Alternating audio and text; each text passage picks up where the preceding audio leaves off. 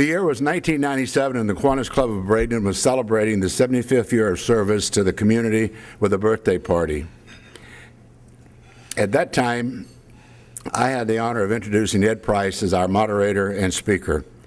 I'm equally honored today to be able to introduce at our 89th year of community service birthday celebration to introduce Ed Price to us again. Ed joined the Kiwanis Club in 1948.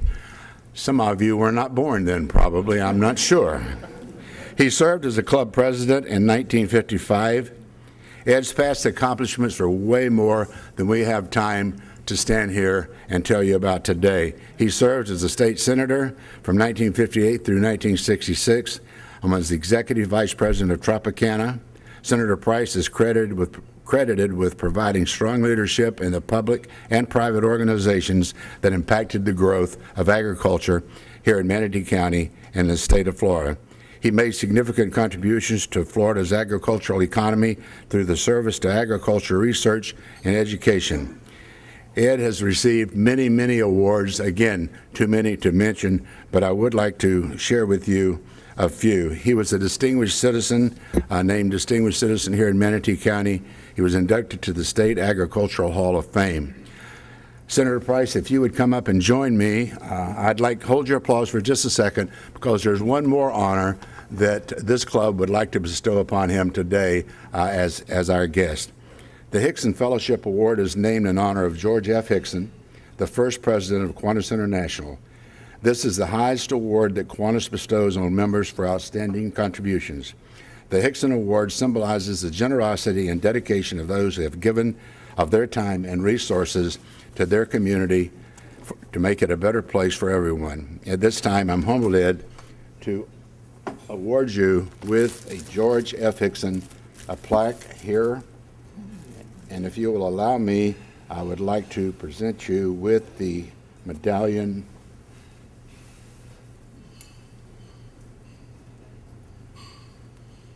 Now you can applaud.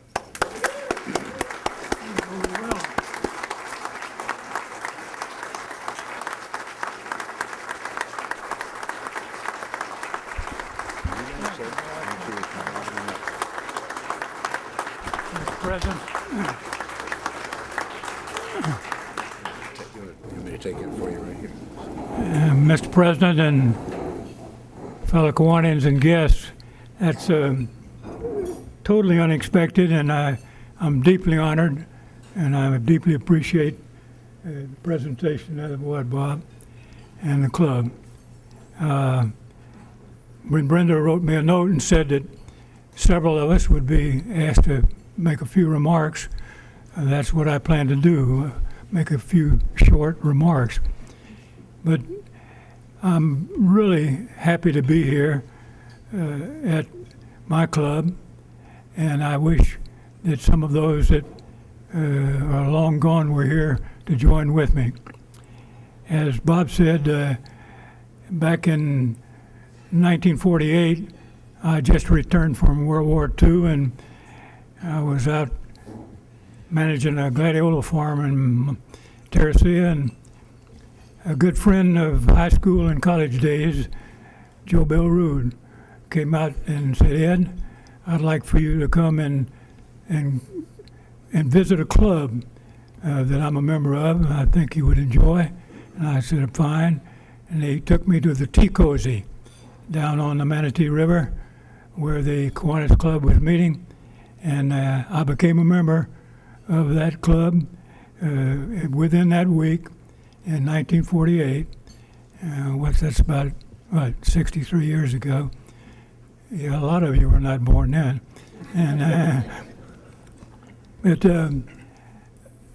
I would, in passing, I'd like to say to the members of the club, specifically, what Joe Bill Rude did was to go out and find a friend, a neighbor, or someone he knew well, who he would like to see become a member. And our club will only grow and will get back to the stature that it used to have if that same thing is done here. And so I urge the membership to not forget, to try to find someone that that you know that I would be a good member, invite them to come and be your guests, and see if we can't build up the membership. I'm not going to make a speech. I just want to say that Kiwanis, I go back, after joining a few years later, I took 20 members of the club up to Orlando, talked them into going with me, and went up there and nominated Sterling Hall, who was president of Kiwanis when I came in, to be governor of Florida Kiwanis, and he won going away. We had taken those 20 members up there, and we made Sterling governor, and he did a wonderful job of it. I look back and think about the people like Mr. Bob Bell.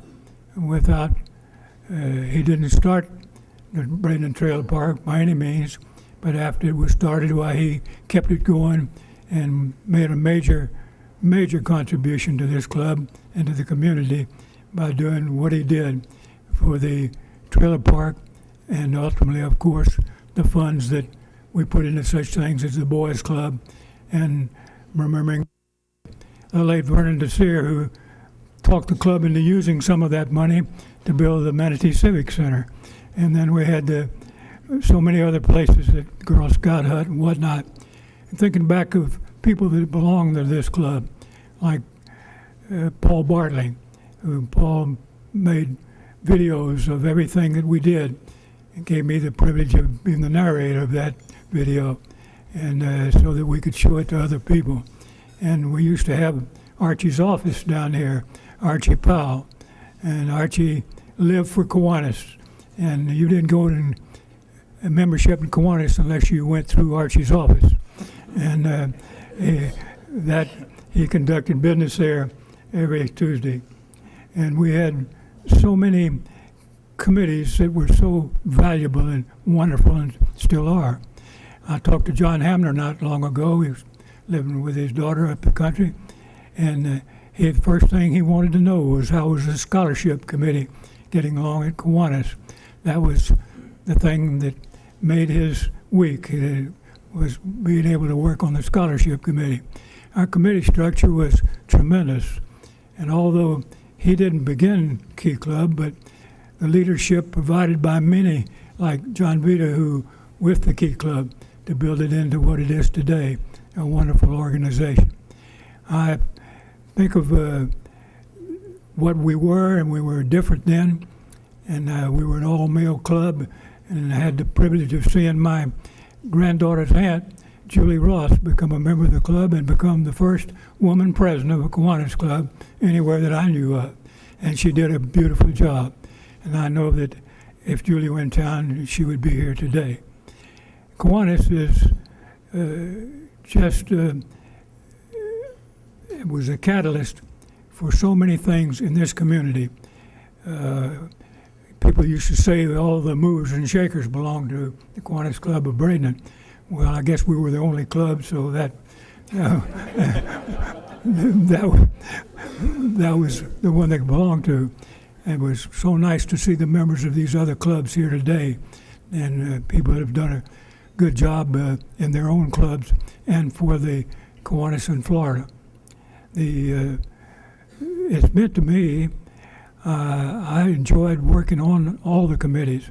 One of them, the Agriculture Committee, late Raymond Lee, who worked so hard with that and turned it over to Brenda Rogers, and she's rammed it on through from there, and they give the Agriculture Hall of Fame Award every year. Things of that nature bring the community into Kiwanis and Kiwanis into the community. I can think of so many people that, Julie Ross's dad, Dozier, the late Dozier Hilliard, well, he vied with Kay Rowlett to see who could have the most years of attendance without failure. Kay beat him, and Dozier was right behind him. If they'd go overseas or anywhere else, they always went to a Kiwanis meeting somewhere. And I have not been able to attend much this year. I'm a senior member, and I pay my dues, but I hope that I'll be able to come more often. But Kiwanis is something important to this community. All you have to do is attend an affair at the Boys Club or any of the other organizations that were made possible by the funds that came from the trailer park in those days and from our foundation now. We have a large foundation, one that does many, many things for many people, and I hope that we'll always do it. Building this hall, we're the only club I know of in the state of Florida that has a hall of this nature for its club meetings, and I hope it'll always be that way. I would like to say to each one of you that you've honored me today with very unexpectedly. I appreciate that more than you know, and I'd like to thank each one of you for the work that you do in Kiwanis and urge you to reach out and bring more of your brethren in so that the club will grow and prosper and will be able to do many, many more things than it's done in the past. Thank you.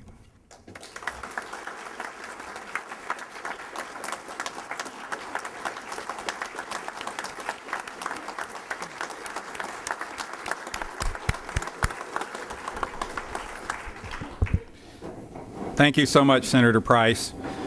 You know, one of the things that we have as an obligation is for when people ask what we did during our time here in 10 years, for them to be able to talk about the things that we accomplished. At the International Convention, I went to a session called Made to Stick, which is based on the book, and it basically talks about presenting your organization to the community in a way that someone who has never heard of it will understand what Kiwanis is about and they will remember it. One of the things they said don't do is say Kiwanis is a lot like Rotary, that's not the good description because there are a lot of people that haven't been to Rotary either. So we talked together about some of the names or the ideas that you could use to explain Kiwanis, and names, things like family, a small community, a group of friends came up. But one of the ones that stuck with me is when they described it to be like a sports team, where each of us can accomplish a lot on our own, but we can accomplish so much more together as a team. What I'd like to do now is to take a look in the current as to some of the things that we have accomplished this year, and in particular, we'll talk about Saturday's event. We started off the year with Kids Against Hunger, where we packaged meals for 10,000. We did 10,000 meals, which we gave away to the food banks in Manatee County. These are some pictures from the food bank. And Christy Cardillo learned not to be next to me when I was packaging because she might get some chicken powder on her. Another event we had this year was the Extreme Keyover, where we did an extreme home makeover for a house in Pride Park. This was an $80,000 project that we helped fund in connection with the Key Club. This was the day before the event, the way that the house looked, and then this was when it was finished and had been completely remodeled. You don't have the really bad-looking pictures of what it started out with. But this was the family coming home. We even had a bus for Move That Bus. The families had a limo they came home in, and this is the family that lived in the house. Better Manatee Day we did, and basically the cleanup of the future site for the Pride Park Civic Center.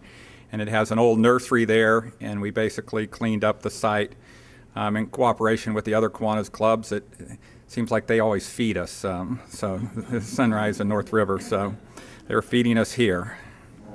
There's one of the little workers, and basically cleaning the fences, cleaning up all of the nursery debris. Some people you might recognize. Then Every Child a Reader, which is a new program where we went out and read to 750 kids in Manatee County and gave each one of them a book.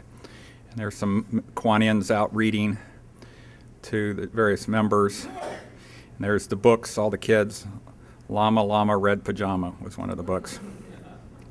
And that's my favorite picture of, as I was reading, of the little boy that wanted to get close to the pictures. Emerge School Assemblies, we help fund the YMCA program where they go out and talk to kids about avoiding drugs, alcohol, and particularly gangs, where they have mothers and grandmothers whose children had been killed by gang members to urge the kids not to participate in gangs. And so this is a picture from one of those assemblies. Another one was the Kiwanis Progressive Marathon. We gave the kids, 300 kids, pedometers, and they were to walk 25 miles, and then the last 1.2 miles we did at GT Bray Park, and it was set up as a marathon course, and they had timers and starts and finishes, and so these are the kids running. There's another little kid that finished, and then we had Dr. Bency talk to them about healthy eating. We had healthy foods and snacks, and we gave away and a raffle sports equipment, like outside stuff other than video games, like footballs and soccer balls and basketballs and bikes and things like that. And then to go to this Saturday, when I talked about a team, this to me was a phenomenal event, and I don't think that there's any other organization in Manatee County that could have put this together because of the combination. And it's really our strength and our competitive advantage is the manpower plus having the money. This club committed $45,000 to this event through the foundation, plus all the volunteers. It ended up growing from what we thought would be a small service project to including over 20 community organizations in the event. There's a banner in the back of all the community organizations that were involved with this, and this was to provide for homeless children in Manatee County. There are now almost 1,600 homeless children in Manatee County. We had almost 400 of them there on Saturday, and we had, including volunteers and parents, over 800 people there. So these are some pictures from that event. This was preparing the lanyards. Every kid and parent was given a lanyard with punch cards, and whether they were entitled to food or whether they got the backpacks and gift cards. The reds mean they couldn't be photographed, the greens mean they could. And then this was the day of the event. This was a volunteer check-in table again with some people you might recognize. And this was the volunteers coming in and checking in between 8 and 10 o'clock in the morning. This was a Key Club members. They were ambassadors. They had maps of where everything was as each family came in. They gave them a map and showed them around the event, and it worked out great. This was kind of a last-minute idea, but it really helped the families understand where everything was and where to get everything. This was the food crew. It's setting up for feeding over 800 people. Ice was very important. One thing today was it was very hot. That was the one thing. People voted, say, can't we do Christmas in February next year? So, so this is still the food crew. This was the check-in for we had medical, dental, and vision services available. This was the check-in group for that. We had an orientation for the volunteers. Beforehand, we had almost 200 volunteers. These were the families coming in. One of the best spots in the whole place was the people that worked in the ticket booth because it was air conditioned, and but this was some of the people coming into the event, and this was the lineup going in. They would go in, check in, get their lanyards, and then if they had their lanyards, then they'd be admitted. Brett brought out a fire truck for the kids to see. And see what all the equipment on a fire truck. This was just the lines. It started out with backpacks, and our gift cards were next. This is the backpacks. All the kids got free backpacks filled with school supplies. There's one little girl with her backpack. This one I think is a cute picture. The minute the kid got it, he wanted to open it up and see what was inside of it. So he's basically standing on his head looking at it. So this was our gift card area.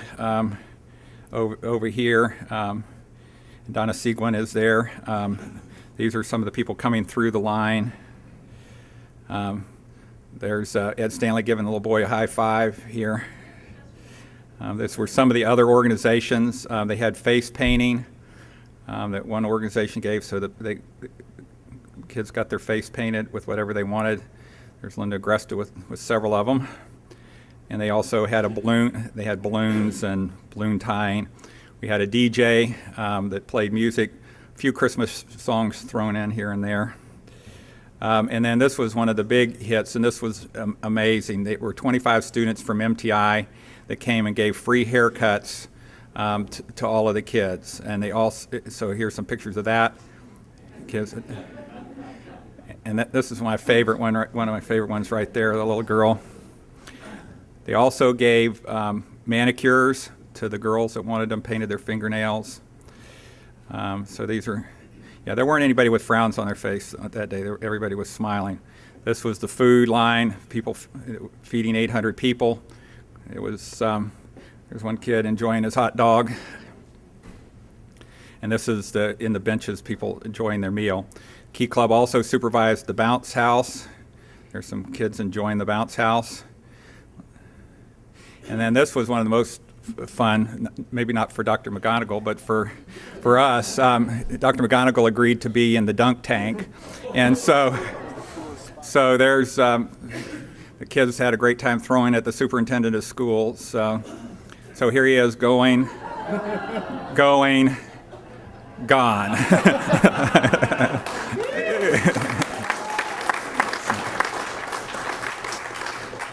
And that's what he looks like afterwards. They also provided dental and medical screenings. There's Dr. Tinsworth doing a dental screening. There's a medical screening. We had both students from MTI and doctors from LECOM that came out. There's basically some of the dental assistants showing the kid how to brush his teeth. There's check-in for the medical services. There's some of the doctors from LECOM giving the inspections. There's some of the students. And every family, as they left, ended up getting a turkey from the Salvation Army. So this is the turkey giveaway. So.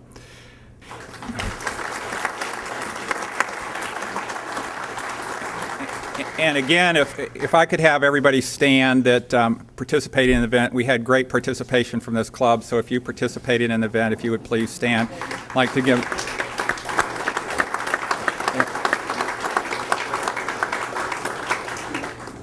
Yeah, I think it went far better than we ever expected. We had the challenge of language, and we had to make sure that at every station we had bilingual people. I didn't know that, Tom Seguin was bilingual until there. I found out a lot of people. Linda Grest is bilingual. We found out a lot of people in the club were bilingual that we wouldn't have known unless we would have had this event. Some of the things that aren't pictured that we did this year was the Angel Tree, where we provided gift cards for Salvation Army, Adopt a Family, and PACE during Christmas. And not to mention, our support of Key Club, K-Kids, and Builders Club. So all in all, I think it's, has been a great year of service for this club and something we should celebrate. One of the things that they came up with, or one of the phrases that I liked at Kiwanis International is talking about Kiwanis being a game changer. And I think that that's one of the things this club has always been, a game changer. I think that the events that we've had this year have been a game changer, and I want to thank all of you for your support and your efforts this year to really make a difference in this community.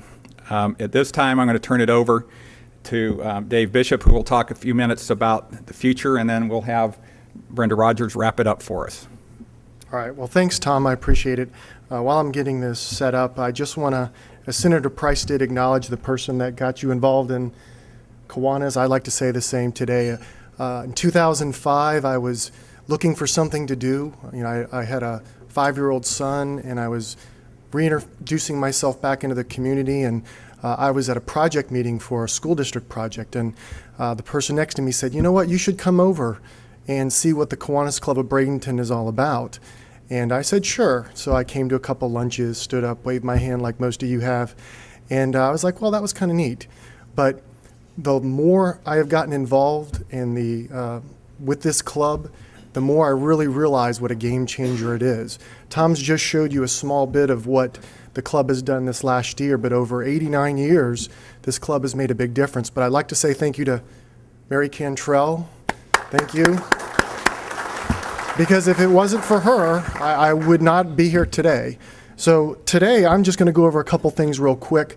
As things that we do in Kiwanis, we support the international and we send delegates to the international convention. So I've just got a brief presentation. I just want to go over some things that are happening. This year it was held in Geneva, Switzerland. Sounds nice. It was a nice place to visit. It's a modern city in Europe. Tom went with his wife and both daughters, I believe, stopped in. My wife came. And, you know, the idea of Kiwanis International is to kind of bring everybody together throughout the world, of course, international. But international didn't stick with me until I saw what was going on. In the right-hand corner, you'll see this picture that Tom had taken of the event. And realistically, when I got into that hall and I started looking at what was going on, I felt I was at the Olympics. I mean, literally, country after country. We've got a South Asian division. We've got a South American division. There's Europeans. There's Russians. I mean, it's everywhere. It's global. And I was so motivated by that opening ceremonies. I mean, all we needed was a javelin throw or something, and I would have thought I was at the Olympics. So it was very exciting. But as in any conference, you know, we have things, there's business to take care of, and there's learning opportunities. So this was a schedule of just a few of the things. Tom and I split our time up so we could get as much in as possible. I went to things like working with youth. We did, you know, how to build your club, how to market your club. But one I was really excited about was what is a great club, or I think the term was, you know, how to move your club to the next level. So I went into that one all jazzed up, thinking I'm going to find something, bring it back to this group, and we're just going to explode even bigger. Well, needless to say, when they went through all those things about how to be that great club to the next level, they must have taken this club as an example, because I listened and I kept going, yep, we do that, yep, we do that, yep, we do that. So not to pat ourselves on the back, I think they use us as a model at the international level, seriously. After you do the work sessions in the morning, there's always an inspirational speaker. This year, Jane Goodall kicked it off. How many people know Jane Goodall or have heard of her? Yep. I mean, Jane Goodall, very inspirational. As a young child, I remember seeing the documentaries, how you know, she had worked with apes and things like that. But until I was at this event, listening to her speak, she is just a very petite person, and when she speaks, it's so soft, you're hung on every word. And it finally hit me. It's like, well, yes, she did some great work with apes, but what she did was she changed the view of the world by herself. I mean, when I say by herself, she just went and she just changed the world. And that's what I think Kiwanis International is trying to do. We're trying to change the world. And again, you can see some pictures here, Tom and me there. But for those of you that don't know, one of the big initiatives this year at the International Conference is Project Eliminate. And Project Eliminate it's a joint venture with UNICEF, and it's trying to eliminate the maternal neonatal tetanus. And the reason why they pick that is because it's something that we can actually make a difference with. In other words, it's quantifiable, like eliminating smallpox or things like that. So our club, and I think the foundation, gave $5,000 to that effort. And finally, I'll just be real brief on this. You know, when you travel internationally, and I've never been to Europe, my wife had, but you live and learn by the way things go in other countries. And I found what I'm going to do when I retire. I'm going to move to Geneva, Switzerland, and there's a reason why. Their cabs there are the nicest cabs I've ever been in. They're very modern, they're very clean. Every cab driver there is about like this middle-aged man right here. He's very cheery, he's very happy. And I'm like, wow, this is great service. Well, where we were at, you can see where the airport was up in the left-hand corner. We were just, say, down towards the south where the stadium was. And we were tired. We got a long flight. So we said, we'll hop in a cab and we'll just go. It looked about 5 miles. Now, of course, they don't count things in miles there. It's kilometers. So when you get in the little cab, they've got the little ticker. It costs so much to get in, so much per kilometer. Well, as we were driving that 5 miles or how many kilometers, that thing started ticking really quick. So really, I took a cab ride, 5 minutes, 5 miles. It cost 80 US.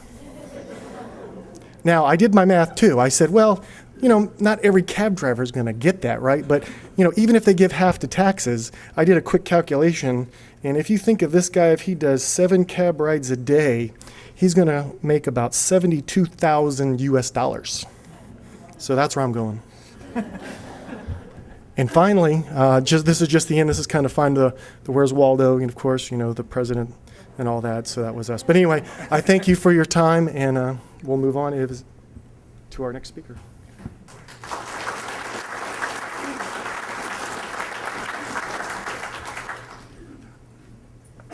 Thank you, everybody, for being here today. It is a very special day for our club. I was asked to talk about the future, and from the time that Tom asked me to do that, I pondered on how I could approach the future without talking about membership, and so bear with me. You really can't think about the future of anything without considering the next generation. I remember the day I realized that since I had no brothers and neither did my dad, we were in big trouble. Our family name was going to end. It was very traumatic for me, and I tried to convince my parents that they had to adopt so we could continue. They, of course, offered other alternatives, such as pointing out that my dad had several male cousins who had sons, and thus we would be continuing into the future. But at 10 years old, that's pretty traumatic when you realize that.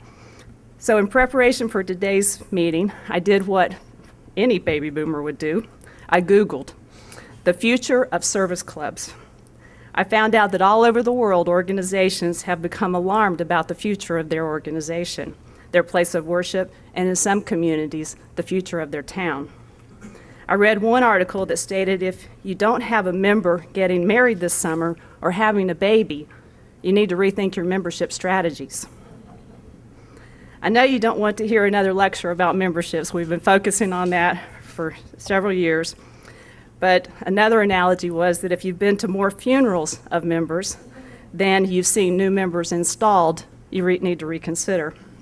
According to Kiwanis International's website, the average age of our member is 57. That makes me younger than average, and I kind of like that idea. But I also, last week, had a really rude awakening. I thought I was very young, and I had my eyes checked. And my doctor said, "You've got cataracts starting." I thought, oh, this is not right. But so you kind of get the drift there. I also discovered that as far as our club is concerned, and clubs in our area, that we are doing some things right. Our focus on fellowship, opportunities to serve, and as a source of influence were identified last year in our strategic planning session, and we're right on target with what the experts say as far as membership recruitment. Those are the areas that you want to focus on. Several years ago, I was complaining about something that was going on in my church. My big mistake was that I was complaining to my grandfather. He listened for a while, then he looked at me and asked, "What are you going to do about that?"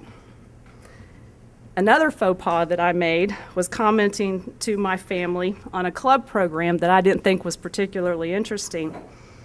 I was complaining, and I really was complaining, but I wrote commenting. But my nephew, he was 10 or 11 at that time, said, "Why would anyone want to go there?" Again, more pause for thought. If we're not excited about what's going on, then nobody else is going to be either. How many of you had parents involved in Kiwanis clubs as you grew up? Raise your hand. Okay. How many of you had parents involved in some other service organization? Raise your hand. Okay. What did you talk about at the dinner table? How boring the speaker was? How the service project didn't turn out quite the way that you thought it should? Maybe the personality of a member. I bet none of those things came up in those days. The conversation made you want to be part of that group when you got old enough. I'm going to date myself a little bit more. I could hardly wait to join Kiets at Palmetto High School because my dad had fun in Kiwanis. To invest in the future of our club, we have to look at membership.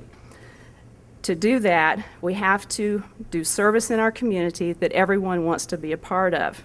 A good example of that occurred right here in Bradenton last Saturday. We have to come back to the value of being a member, which is fellowship, opportunities for service, and influence in the community. We have to feel that sense of community. And so I challenge you to make them Kiwanians, not just Kiwanis Club members. Thank you very much, Mr. President.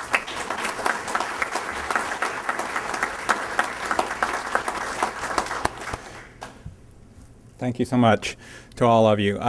Linda, I just thought maybe you might say a few words. Linda got to talk to a lot of the kids while a lot of us were running around making sure everything was running right. So maybe just, and she's so shy and bashful that I really had to urge her to do it, just to talk a little bit about some of the feedback that she got from the kids and the family.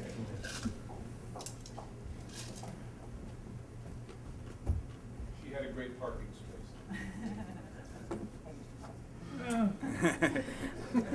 Actually, I was so excited, and I was up here talking to everybody, and I saw my boss was here, and I said, oh, he's just seeing me so excited. They said, Linda, he doesn't see you any other way but that. I have to tell you, I had a lot of phone calls on Saturday. I did call Tom when I got home. The parents that participated with their children told me that for many of those kids, what they got at lunch was going to be the only meal they had for that day. And I just cannot express to all of my family here what a beautiful, really, of giving of not just ourselves, but the Kiwanis Club to these students who really would not have had a backpack, new crayons, new pencils. The students, the cosmetology students, had gone out to 64 and picked up 4 or 5 bags of new clothes. And so each time a child got a haircut, they got to pick a piece of clothing. And they did this on their own. They went out at 6 o'clock in the morning and did this. And the parents, there was no anger. And you know me, I talk to everybody. I'm not shy. Am I right, Dave? And they were just they didn't care if they had to stand there for 3 hours in the line in the hot sun. What they got for their child meant more to them than anything else. And I think that speaks multitudes for this town, this community, and the Kiwanian family that I'm a part of. And I couldn't be any prouder. And thanks all of you for what you did for the kids. I love you.